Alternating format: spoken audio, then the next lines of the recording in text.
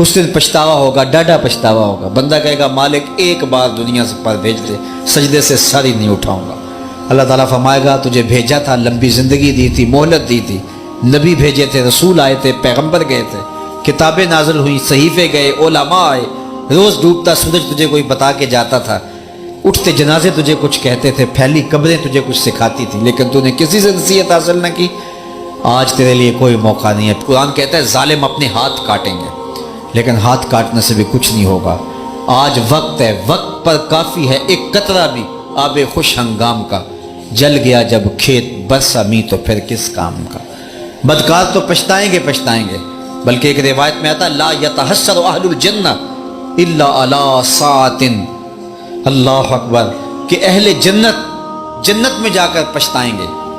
انہیں کس بات کا پچھتاوا ہوگا؟ کسی بات کا پچھتاوا نہیں ہوگا، لیکن وہ لمحے جو اللہ کی یاد میں نہیں گزرے ہوں گے ان کا پچھتاوا ہوگا۔ کاش وہ وقت بھی یاد الہی میں گزار دیا ہوتا، وہ بھی ذکر الہی میں گزار دیا ہوتا۔ یار کام بھی چلتا رہتا، زبان پر اللہ کا ذکر بھی جاری رہتا، ہم سفر بھی کرتے رہتے، درود بھی پڑھتے رہتے، ہم کام کاج میں بھی لگے رہتے، تلاوت کلام مجید بھی جاری رہتی، لیکن ہم تو نماز میں بھی حاضر نہ رہے، نماز میں کھڑے ہو کر بھی کہیں اور رہے، ہم تو تلاوت سنتے ہوئے تو خیال اور سوچیں کہیں اور گھومتی رہیں۔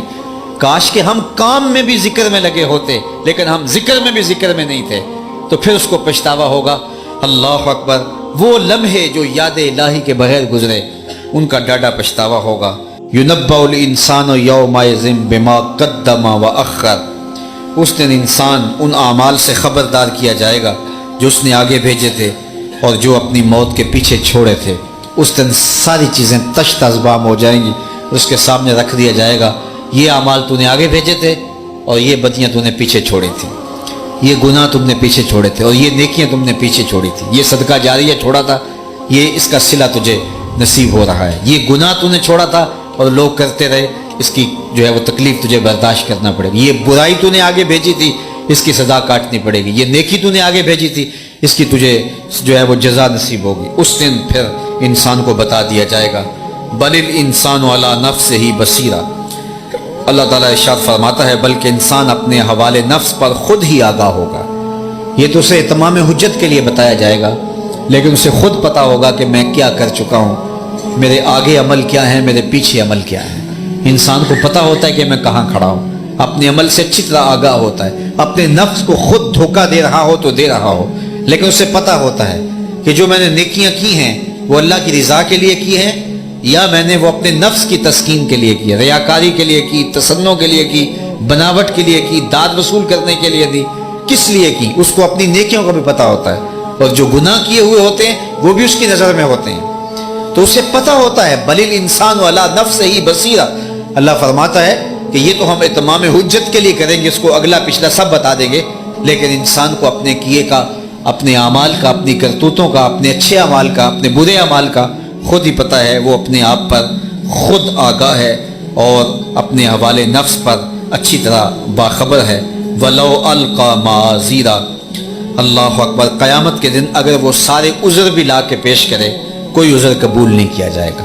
وَلَوْ أَلْقَى مَعَاذِيرًا، اور اگرچہ وہ اپنے تمام عذر پیش کرے گا لیکن اس کے باوجود اس کے عذر نہیں مانے جائیں گے۔ آج کا عذر قابل قبول ہے، آج کا پچھتاوا قابل قبول ہے، آج ایک آنسو پچھتاوے کا قابل قبول ہے۔ گناہگار کی آنکھ سے مکھی کے سر کے برابر اگر خوف خدا کی وجہ سے پانی نکل آتا ہے، اللہ کے غصے کی آگ کو ٹھنڈا کر دینے کے لیے کافی ہوتا ہے۔ آج جو ہے وہ توبہ کرنا ما قبل کے سارے گناہوں کو مٹا دیتا ہے۔ التائب من الذنب کمن لا ذنب لہ، گناہ سے توبہ کرنے والا ایسا ہوتا ہے جس طرح اس نے گناہ کیا ہوا ہی نہیں ہے، اللہ سارے گناہ مٹا دیتا ہے۔ لیکن آج وقت ہے، لیکن کل وقت نہیں ہوگا۔ کل بندہ کہے گا مالک مجھے ایک بار بھیج دے، لیکن پھر نہیں ہوگا۔ وَلَوْ أَلْقَى مَعَاذِيرًا، یہاں تو 100 بہانے بنا لیے جاتے ہیں لیکن اس دن بہانہ بھی کوئی نہیں چلے گا۔ انسان خود آگاہ ہوگا، ایک ایک عمل کا حجم اس کے سامنے ہوگا، ایک ایک برے عمل کی تصویر اسکرین کی طرح اس کے سامنے چل رہی ہوگی اور ہر چیز اس کے سامنے ہوگی۔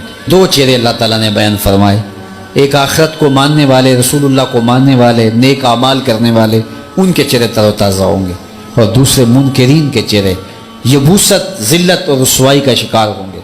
میں اور آپ اس مختصر سی زندگی میں جو ہمیں اللہ نے ودیت کی عطا کی، اس زندگی کو اس ڈھب سے اس طریقے سے گزاریں کہ جب کل قیامت کا دن ہو تو ہمارے چہرے دور سے ہی چمکتے دکھائی دیں، اور اللہ ہمیں اس کی توفیق نصیب فرمائے۔